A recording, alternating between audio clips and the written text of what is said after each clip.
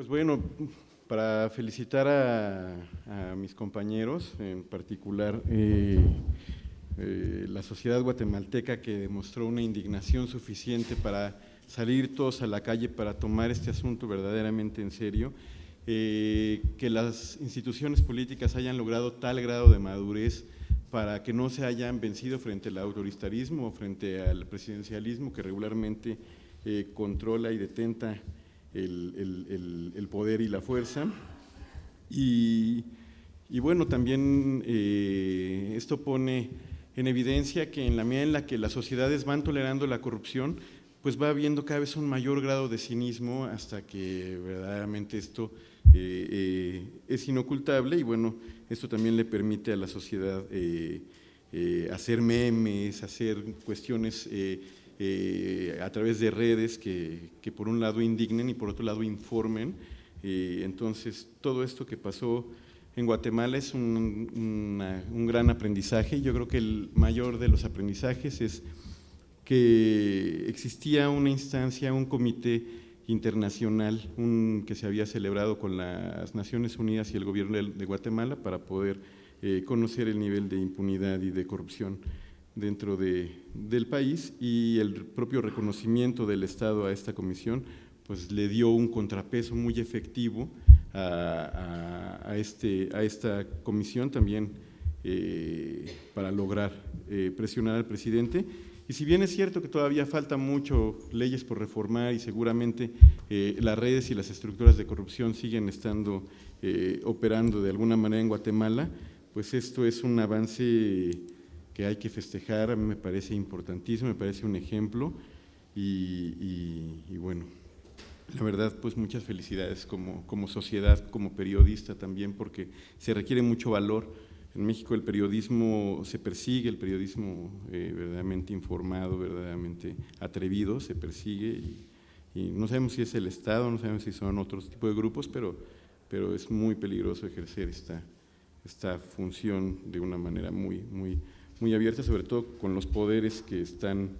en contra de la sociedad y a favor de pequeños grupos, ¿no? En Brasil, pues también el poder ciudadano que se refleja en la conformación y la creación del Ministerio Público es muy evidente ahora. Su efectividad frente a casos de corrupción es algo que la verdad nosotros estamos aspirando en México. La verdad también creo que la experiencia que han tenido el Tribunal de Cuentas, el Ministerio Público, las sesiones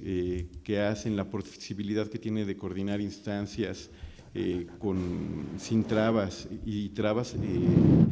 basadas en la propia ley, como sucede muchas veces en México, pues la verdad también es un gran ejemplo, sobre todo para el momento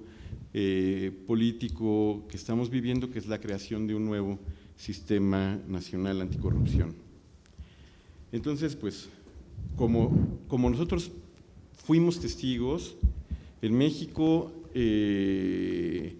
pues el presidente de la República o su esposa adquirió un crédito en condiciones muy preferenciales por una constructora que regularmente pues no es una empresa hipotecaria, no se dedica a otorgar créditos, y entonces además otorga un crédito excepcional en condiciones muy preferenciales a la familia del presidente, al gusto del propio presidente, y este caso revela que la empresa que ganó la licitación del Tren México-Querétaro es una empresa que además forma parte de un consorcio, está dentro del consorcio que ganó esta licitación que se canceló poco antes de que saliera el escándalo a la luz, pero el escándalo digamos que fue el viernes y la licitación se canceló el jueves, ¿no? Por decir algo. E inmediatamente después la casa se vendió, salió la esposa del presidente a dar una explicación un poco fantasiosa sobre millones y millones de pesos que ganó como actriz y que también, bueno, hay una cuestión fiscal que se tendrá que analizar, pero pues realmente pues aquí había un conflicto de intereses muy evidente que pasó desapercibido para las autoridades administrativas y penales y no hubo sanciones. Y quizás solamente en el diálogo de una película o en el guión de un buen libro nosotros podríamos llegar a escuchar una frase como esta, ¿no? Con la convicción de hacer lo correcto, me dirijo a usted y al Honorable Congreso de la República para presentar mi renuncia al cargo de Presidente de la República de Guatemala. ¿No? Esto sucedió poco antes de que la Fiscalía ya había emitido una orden de captura contra el presidente por asociación delictuosa, cohecho pasivo y en especial por defraudación aduanera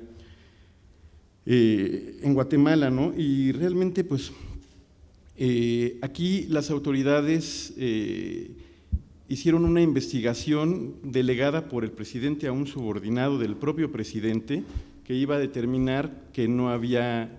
la existencia de enriquecimiento ilícito, ni de conflicto de interés, ni ningún otro tipo de delito relacionado con la corrupción. ¿Por qué? Porque nuestro marco jurídico es demasiado flexible, débil, es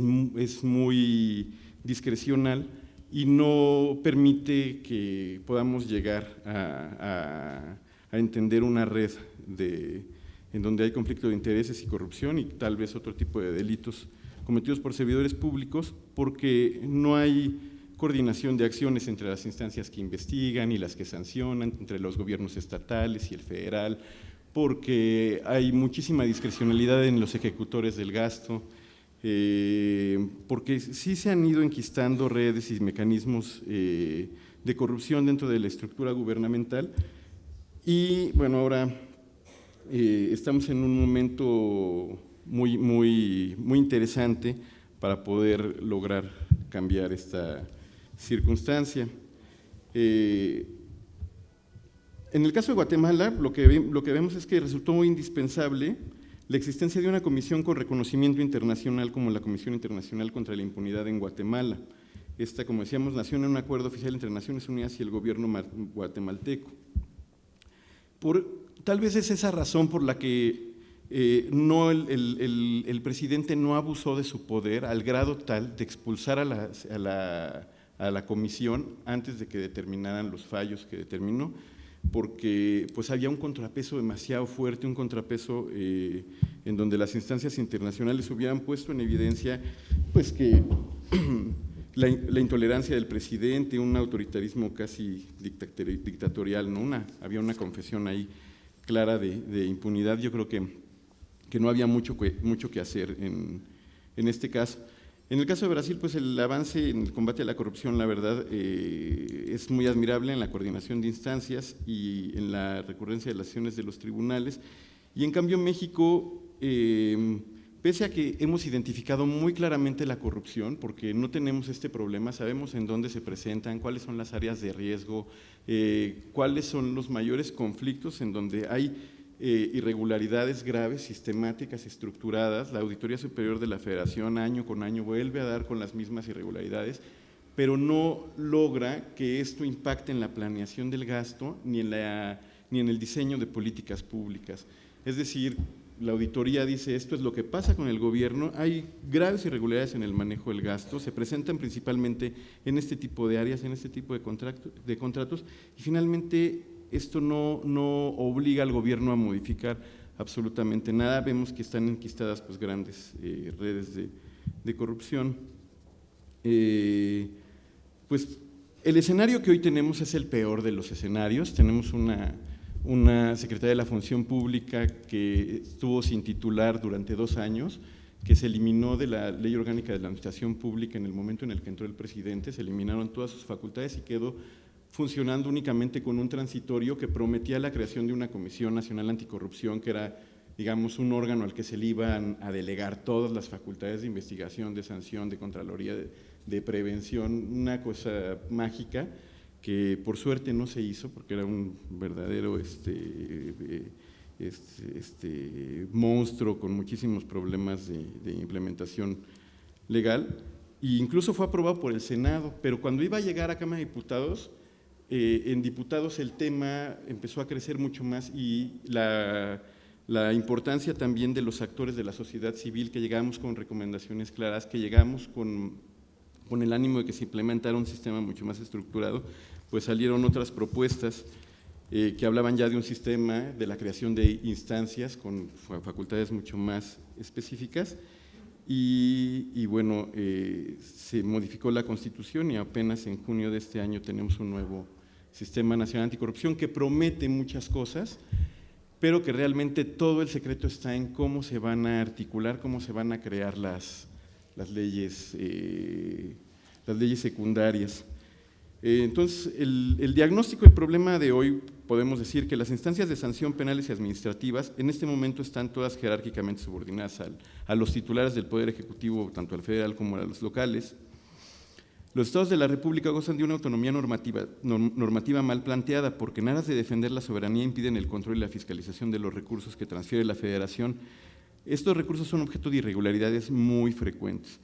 Luego, las instituciones y el marco jurídico en materia de responsabilidad administrativa y penal, así como de control y vigilancia del gasto, se encuentran fragmentadas y están descoordinadas entre sí. Hay un abuso marcado de figuras legales que propician la opacidad, la discrecionalidad y la impunidad. Hay una proliferación de normas en distintos ámbitos de gobierno que son débiles, están inarticuladas y son contradictorias en sí mismas. Tampoco existen instancias que inculquen valores ni fortalezcan la integridad y el profesionalismo de los servidores públicos.